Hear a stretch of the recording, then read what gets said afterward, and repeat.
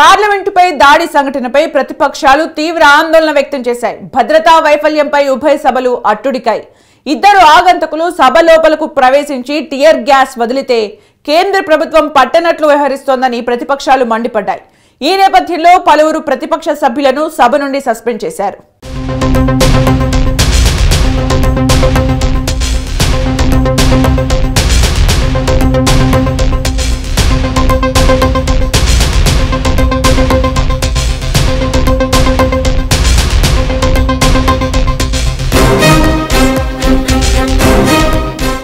పార్లమెంట్లో tear gas వదిలిన సంఘటనను కేంద్ర ప్రభుత్వం సీరియస్ గా తీసుకుంది.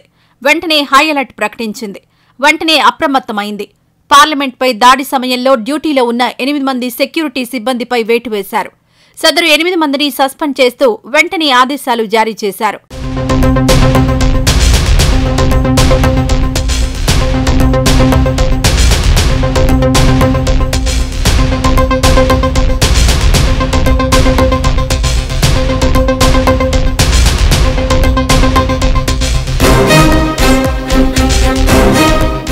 అంతేకాదు పార్లమెంట్ భద్రతా వలయాన్ని భారీగా పెంచారు. ప్రతి చోట కట్టుదిట్టమైన 3 అంచెల సెక్యూరిటీ ఏర్పాటు చేశారు. లోక్సభలోకి దూకిన ఆగంతకుల ప్లాన్ వెనుక మాస్టర్ మైండ్ను గుర్తించారు. పార్లమెంట్లోకి టియర్ గ్యాస్ వదలడం అనేది యాదృచ్ఛికం కాదన్న నిర్ణయానికి కేంద్ర ప్రభుత్వం వచ్చింది. ఇదంతా పక్కా స్కెచ్తో జరిగిందని కేంద్ర ప్రభుత్వం నిర్ధారణకొచ్చింది. ముందుగా వేసుకున్న పథకం ప్రకారమే పార్లమెంట్లోకి ఆగంతకులు చొరబడ్డారని కేంద్ర ప్రభుత్వం ఫిక్స్ అయింది. ఈ 7 కోసం కేంద్ర భద్రతా బలగాలు వేట మొదలుపెట్టాయి. ఈ వేట చాలా వరకు విజయవంతమైంది. 7 ఇప్పటికే 6 అరెస్ట్ చేశారు. 7వ వ్యక్తి కోసం విస్తృత గాలింపు చర్యలు చేపట్టారు.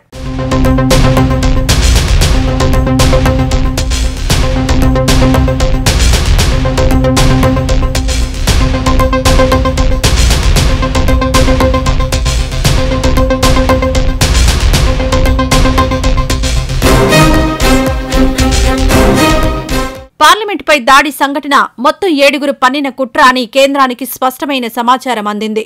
కేంద్ర నిఘా వర్గాలకు అందిన సమాచారం మేరకు ఈ 7 4 ఏళ్లుగా ఒకరికొకరు తెలుసు. సోషల్ మీడియా వేదికగా ఒకరికొకరు టచ్లో ఉన్నారు. అంతేకాదు వీరంతా గతంలో చండీగఢ్లో కొన్నిసార్లు కలిశారు. భద్రతా వ్యవస్థ కళ్లుగప్పి టియర్ గ్యాస్తో పార్లమెంట్లోకి ప్రవేశించే ముందు రెక్కీ కూడా నిర్వహించినట్లు స్పష్టమైన సమాచారం అందింది.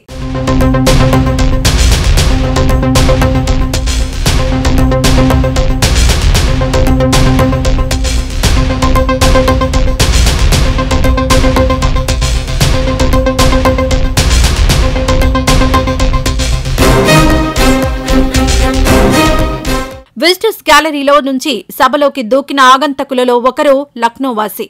అంతేకాదు లక్నోలో ఈ రిక్షా డ్రైవర్గా ఉన్నారు. కాగా సభలో స్మోక్ బాంబు ప్రయోగించింది సాగర్ శర్మ, మనోరంజన్ అనే ఇద్దరు. కాగా పార్లమెంట్ బయట స్మోక్ బాంబుతో హల్చల్ చేసిన వారిలో నీలం అనే మహిళతో పాటు అమోల్ షిండే కూడా ఉన్నారు.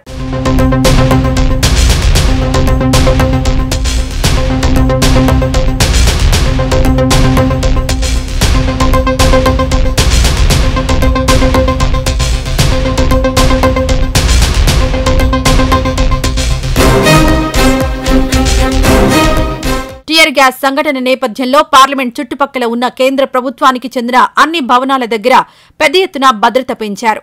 ఇందులో భాగంగా పార్లమెంట్ ట్రాన్స్పోర్ట్ భవన్ ఎదుట ప్రత్యేకంగా 2-3 వరుసల్లో బారికేడ్లు ఏర్పాటు చేశారు. అప్పటికప్పుడు నిబంధనలను కట్టుదిట్టం చేశారు. అధికారికంగా అనుమతి ఉన్న వాహనాలనే పార్లమెంట్ ప్రాంగణంలోకి అనుమతిస్తున్నారు. నేషనల్ మీడియా సెంటర్ నుంచి పార్లమెంటుకు వెళ్లే రోడ్డులోనూ బారికేడ్ ఏర్పాటు చేసి సెక్యూరిటీ చెక్ పెంచారు.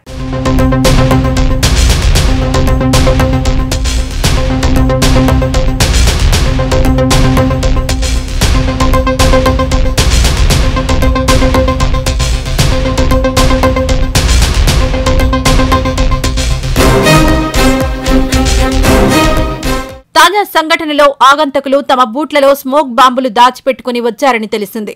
ఈ నేపథ్యంలో అన్ని విధాలుగా భద్రతా వ్యవస్థను కట్టుదిట్టం చేశారు. పార్లమెంట్ దగ్గరే కాదు ఎయిర్పోర్టు వద్ద కూడా ఇదే రేంజ్లో సెక్యూరిటీని కట్టుదిట్టం చేశారు. ప్రతి ఒక్కరి బూట్లు విప్పి తనిఖీలు చేస్తున్నారు. మీడియా పాస్లను కూడా స్కాన్ చేస్తున్నారు. అందరినీ 1కి 10 సార్లు క్షుణ్ణంగా తనిఖీ చేసి లోపలకు వదులుతున్నారు.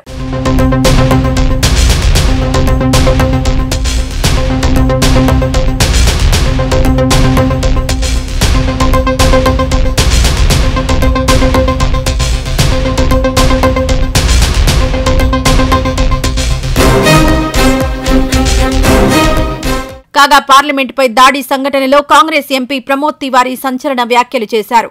ఆగంతకులు పార్లమెంట్లోకి ప్రవేశించింది బీజేపీ జారీ చేసిన పాస్తోనే అనే విషయం తెలిసిందే. ఈ నేపథ్యంలో నిందితుల వెనుక బీజేపీ ఎంపీల హస్తం ఉండి ఉండొచ్చన్న అనుమానాలు ప్రమోద్ తివారీ వ్యక్తం చేశారు.